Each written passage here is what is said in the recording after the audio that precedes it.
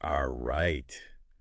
Get ready to level up your English. That's right. We're taking a deep dive today into some powerful vocabulary. You know it. We're going to unlock 30 words straight from the Oxford 5000. These are words that will not only help you understand more, but you'll be able to express yourself better too. Yeah, that's the goal, right? Definitely. And we're looking at words 331 to 360 from group 12. So if you're following along at home, Yeah, get your Oxford 5000 ready. we're not just going to, define these words. Right. We're going to look at how to use them in different situations so you can really own them. Exactly. Because, it's one thing to just recognize a word, but it's another thing to actually be able to use it confidently in your own speaking and writing. Totally. Okay, let's kick things off with the word compliment. Ooh. Compliment. Yeah, like, when you go to a restaurant and you want to find the perfect wine to complement your meal. Absolutely. Compliment means to enhance something or to complete it. And like you were saying with the food. Yeah, it often means to, bring out the best qualities in something. So I could say something like the crisp acidity of the Sauvignon Blanc perfectly complemented the delicate flavors of the fish. Oh, that's a great example. Right. Yeah. Or you could say the soft lighting in the restaurant really complemented the romantic ambiance. Ooh, I like that. Or her sharp wit complements his dry sense of humor. So, yeah, lots of different ways to use compliment. You see, compliment is not just about food. Right. It's about finding that perfect match. Exactly, that synergy. All right, let's move on to the next word, completion. Okay, completion. This one feels pretty self-explanatory. Yeah, it does. Like something is finished right. Yeah, it's about finishing something, but it's also about, achieving what you set out to do. So instead of just saying, I finished the project, I could say something like, the successful completion of the project led to a promotion. Ooh, nice. Yeah, that really highlights that positive result. Exactly. Or you could say, the completion of her PhD marked a major milestone in her career. Oh, yeah, that's good. Or the marathon runner experienced a rush of euphoria upon completion of the race. I like how completion adds that extra oomph, Yeah, it emphasizes that you achieved your goal. Right.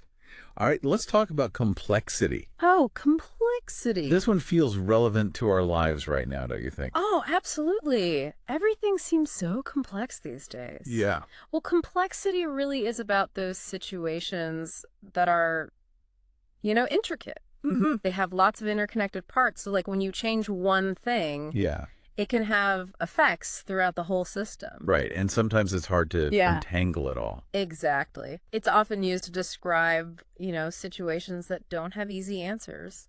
Like the complexity of the global economy makes it difficult to predict future trends. Yes.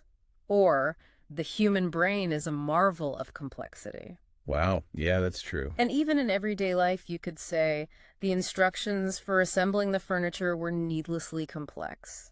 Oh, I feel that. Right. We've all been there. All right, let's switch gears a little bit and talk about compliance. Okay, compliance. This is one we hear a lot these days. We do. It's a very important word. Yeah, like compliance with rules and regulations and things like that. Right. It basically means to adhere to the rules. Yeah. So whether it's a law, an ethical guideline, or just a rule set by an organization, right, compliance means you're following it. So if a company says they're in compliance with environmental regulations, that means they're doing what they're supposed to. Exactly. They're following the rules. They're demonstrating that they are being responsible. Got it. You could also say compliance with safety protocols is crucial in a laboratory setting. Or the website must be designed in compliance with accessibility standards. Compliance definitely has a kind of serious tone to it. It does. It's about following the rules. Okay, but what happens when things go wrong? Oh, then you have a complication. Right, a complication. Yes, a complication is an unexpected problem that makes a situation more difficult. Like the heavy rain caused complications for the outdoor concert. Exactly. It throws a wrench in the plans. Right. You could also say the patient's recovery was delayed by a post-surgical complication. Oh, no.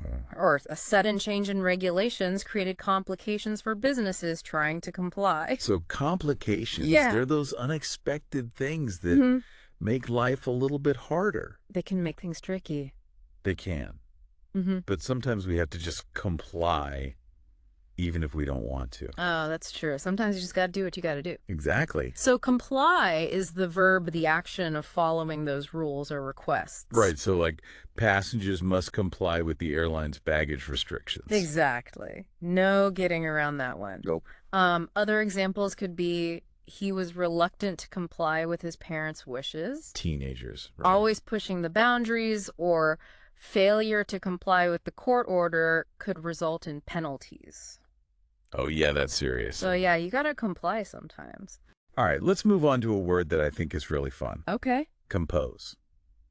Oh, I like that one. Compose. It makes me think of like writing music. Yeah.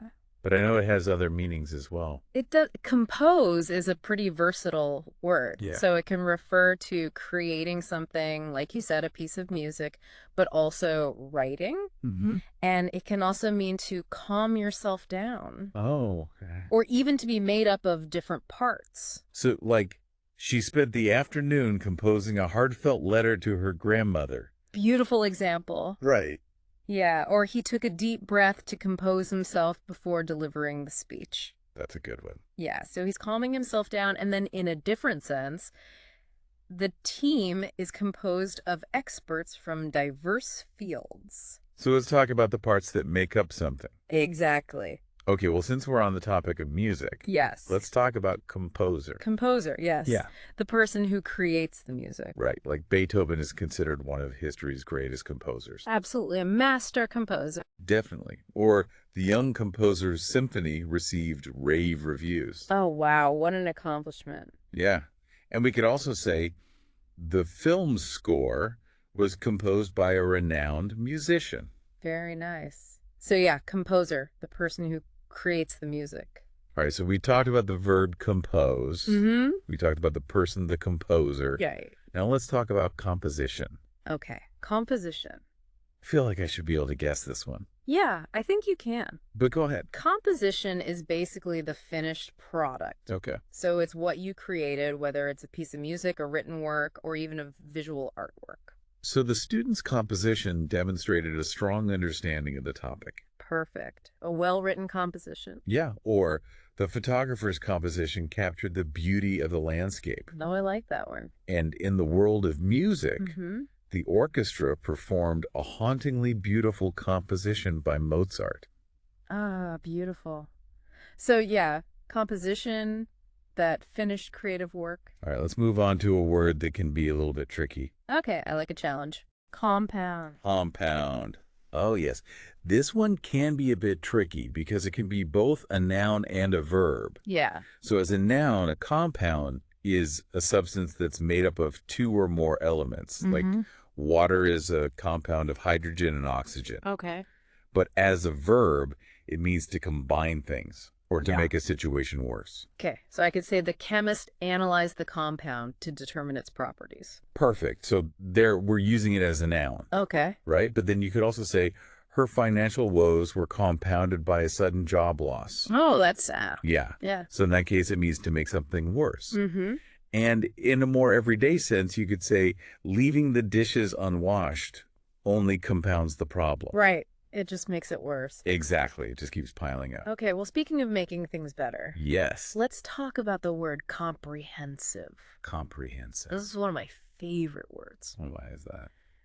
I love when things are comprehensive. Oh, me too. It makes me feel like I really understand. Yeah. It means that everything's covered right. Yeah. So comprehensive means thorough and complete, like you've really looked at everything. Like the doctor conducted a comprehensive examination to rule out any underlying conditions. Yes, a very thorough examination. Right. Or the travel guide provided a comprehensive overview of the city's history and attractions. Perfect. So you're really getting a full picture. Right. And in academia, she conducted comprehensive research before writing her dissertation. Wow, so she really did her homework. She did. Yeah, great example. Comprehensive is definitely a word you want to hear when someone's explaining something to you or giving you instructions. For sure. All right, let's move on to a word that sometimes trips people up. Okay, I'm intrigued. Comprise. Comprise. What does comprise mean? So comprise means to consist of specific parts or elements. Okay. It's similar to include, but it really emphasizes that the whole is made up of these specific parts. So, like, the United States comprises 50 states. Perfect example. Yeah. Or the anthology comprises poems from a diverse range of authors. So it's like the ingredients of something. Exactly, the components that make it up. Okay. And in a business context, you could say, our target market comprises young professionals and families. Got it. So comprise is all about understanding the parts that make up a whole. Exactly. But sometimes, in order to achieve a whole, we need to compromise. Ah, compromise, yes. Yeah. Compromise is so important in life. It is. It means to find that middle ground. Right. You're not getting everything you want. Exactly. But you're also giving a little bit. Right. It's about making concessions to reach an agreement. Like the two parties reach a compromise after hours of negotiation. Yes, a successful compromise. Yeah, we could also say she was unwilling to compromise on her principles. So those are her non-negotiables. Yeah, exactly. And you could also say they had to compromise on the location for the vacation rental. Yes, the classic vacation rental compromise. Always happens. Always happens. But yeah, compromise is really about finding that balance. Yeah, finding that balance between different needs and perspectives. But then there are those things that are just non-negotiable, right. Like compulsory. Compulsory. So compulsory means... It means it's required mandatory. There's no choice. Yeah. It often comes from like an authority figure or a regulation. So like wearing a seatbelt while driving is compulsory. Exactly. You have to do it. No ifs, ands, or buts. Or attendance at school is compulsory for children of certain ages. Yes, that's the law. And military service is compulsory in some countries. Right. So yeah, compulsory, those things you just have to do. Okay, let's move on to a word that's all about numbers. Okay. Compute. Compute. What does compute mean? So compute means to calculate something. Okay. To use logic or math to figure out a value or a result. So the scientists use complex algorithms to compute the trajectory of the rocket. Yes, they had to do a lot of calculations for that. They did. Right. Or it's difficult to compute the exact cost of the project at this stage. So there's still some unknowns. Yeah. Okay, and in a more everyday sense, he quickly computed the tip in his head. Nice. Yeah, so compute, it's about using your brain to figure things out. It is. But sometimes we want to keep things secret. So we conceal them. Right, to conceal. Yes, to hide something, to keep it secret. Like, the spy concealed a microfilm in a hollowed-out book. Ooh, very sneaky. Very sneaky. Or she tried to conceal her disappointment behind a forced smile. Oh, I've done that. We all have. And in a more literal sense, dense fog concealed the mountain peaks from view. So conceal can be both literal and figurative. Exactly. All right, let's move on to concede. Okay, concede. This means to admit something is true. Yeah, it means to acknowledge something even if you don't really want to. So like the athlete conceded defeat after a hard-fought match. Yeah, even though they didn't want to lose, they had to admit defeat. They did. We could also say she conceded that her argument had flaws. So she's acknowledging that she might be wrong. Right. And he finally conceded to his friend's pleas to join them for dinner. Peer pressure wins again. It always does. So yeah, concede is about giving in, admitting that something is true. Okay. This next word feels like we're getting into the world of ideas. Okay, I like it. Conceive. Conceive. What does conceive mean? So conceive means to come up with an idea. Okay. For a plan or a concept to take shape in your mind. Like the entrepreneur conceived of a revolutionary new product that would change the industry. Wow, that's a big idea. Yeah. Or you could say she couldn't conceive of a life without music. Oh, that's nice. Right. And of course, conceive can also refer to becoming pregnant. Right. So, like, the couple was overjoyed when they learned they had conceived a child. Wonderful. So yeah, conceive can be used in a lot of different ways.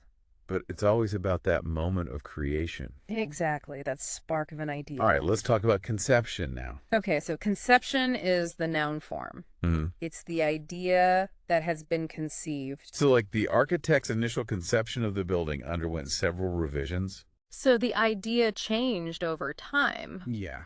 Or our conception of time is influenced by our culture and experiences. That's deep. It is. And in the world of art, the artist's unique conception of beauty was reflected in her sculptures. So conception is that like the seed of an idea. Exactly. That formed idea in your mind.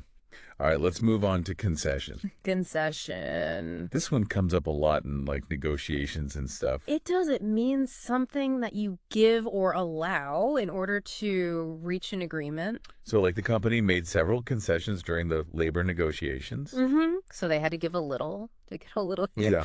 Or as a concession, the store offered free shipping on orders over $100. Nice. Love a good concession. Don't we all?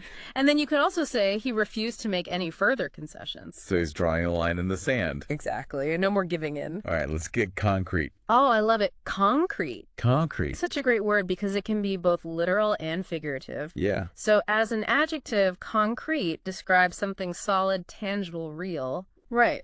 And of course, as a noun, it's that building material that you see everywhere. So the construction crew poured the concrete foundation for the new skyscraper. Perfect. A strong concrete foundation. Yeah. Or we need concrete evidence to support your claims. Right, not just hearsay. Exactly. Real tangible evidence. And then in a more figurative sense, she struggled to translate her abstract ideas into concrete plans. Oh, yeah. So taking something that's like a thought or an idea. Yes. And making it into something real and actionable. Exactly. Turning it into something concrete. All right. But sometimes there are things that are so bad or so wrong. Right. That we have to condemn them. Condemn. Condemn is a very strong word. It expresses strong disapproval. Yeah. Often with a sense of, moral outrage or rejection. Like the United Nations condemned the human rights abuses committed by the regime. Yes, a very serious condemnation. Yeah. The dilapidated building was condemned by the city. So it was deemed unsafe. And you could also say her actions were condemned by her colleagues. So there's a sense of, judgment. Yeah, strong judgment. Right. Condemn is a powerful word. It is. All right, let's move on to a word that's a little bit more collaborative, I guess you could say. Okay. Confer. Confer. What does confer mean? So confer means to have a discussion with someone. Okay. To exchange ideas or to formally bestow something like an honor or an award. So the president conferred with his advisors before making a decision. Yes, so he's getting their input. Yeah. Or the university conferred honorary degrees upon several distinguished alumni. Oh, that's nice. Right. And winning the Nobel Prize conferred upon her a level of international recognition. So confer is about that act of giving and receiving information or honors or awards. Exactly. It's about that exchange. But sometimes we have secrets that we need to reveal. Right. And then we confess. Confess. Yes, to confess is to reveal something that you've been hiding. Like the defendant confessed to the crime after being presented with overwhelming evidence. Yeah, the truth comes out. Or he confessed his love for her in a heartfelt letter. Ah, that's sweet. And I have to confess. Yes. I confess I have a weakness for chocolate cake. Oh, don't we all? So confess can be about serious things or just everyday things. Exactly. But it's always about revealing something you've been keeping to yourself. All right, now let's talk about confession. Okay, so confession. That's the noun. Mm-hmm. It's the actual statement of what you're confessing. So the priest listened attentively to the penitent's confession. Yes, a very serious confession. Yeah, or the police obtained a signed confession from the suspect. So that's the official record of the confession. And her memoir was full of startling confessions about her past. Oh, juicy. So confession, is that actual statement of what you're admitting? Exactly. Okay, let's talk about configuration. Okay, configuration. This one always makes me think of like technology. Oh, yeah, like setters on your phone? Yeah, exactly. So configuration refers to how things are arranged or organized, the specific setup or layout. So like the user can customize the configuration of the software interface. Yes, you can set it up just the way you like it. Exactly. Other examples could be the seating configuration in the airplane allowed for extra legroom. Oh, nice. I love extra legroom. Too.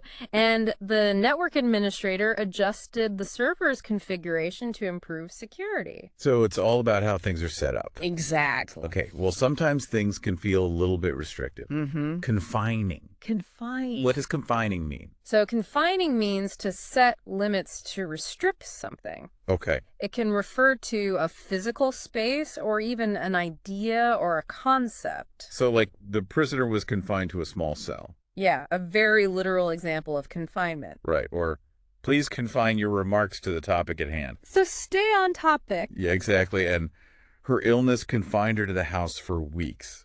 So she was limited by her illness. Right. So confining is all about those limits that restrict our freedom or our movement or even our thoughts. Exactly. Okay. Now, sometimes we really need some certainty. Like we need a confirmation. Oh, confirmation. Yes. Confirmation means proof or verification. So like we received confirmation that our hotel reservation had been booked. Oh, good news. Yeah. Or the scientist eagerly awaited confirmation of her experimental results.